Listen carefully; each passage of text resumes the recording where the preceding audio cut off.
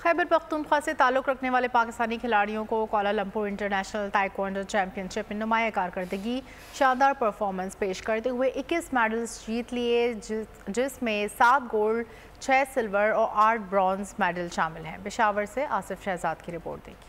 Malaysia के दारुल हुकूमत Kuala Lumpur में इंटरनेशनल ताइक्वांडो चैंपियनशिप पाकिस्तानी खिलाड़ियों ने अपनी धाक बिठा दी। मुख्तलिफ कैटेगरीज में 21 मेडल्स जीतकर पाकिस्तान का नाम रोशन किया। वानिया, हानिया, मोहम्मद मुस्तफ़ा, अयान, उमाइमा और हशाम ने गोल्ड मेडल जीते। मैं पिछले 8 साल से ताइक्वांडो खेल रही हूँ। मैंने टोटल 3 चैंपियनशिप्स जीते हैं पाकिस्तान के लिए। मैं पाकिस्तान का नाम बुलंद ही रखूं। मैंने मलेशिया में इंटरनेशनल ताइक्वांडो में गोल्ड और ब्रॉन्ज मेडल जीता है। मैं इंटरनेशनल चैंपियनशिप ताइक्वांडो के लिए मलेशिया गया था। कैरोगी में 1 गोल्ड लिया है और हांगकांग और मलेशिया को हराया है। कोच वकार आफरीदी का कहना है कि कम वसाइल में खिलाड़ियों की कारकर्दगी सलाहियतों का मुंह बोलता सबूत है। हम मलेशिया गए थे। मलेशिया में MBW international open taekwondo championship हो रही थी, जिसमें 21 से ज़्यादा ममालिक ने पार्टिसिपेशन की थी, हिस्सा लिया था। इसमें पाकिस्तान भी था और हाल ही में जी हमने अल्हम्दुलिल्लाह अच्छी कारकर्दगी दिखाई। हमने उस इवेंट में हिस्सा लिया और उसमें पाकिस्तान ने 7 गोल्ड मेडल, 6 सिल्वर मेडल और 8 ब्रॉन्ज मेडल हासिल किए।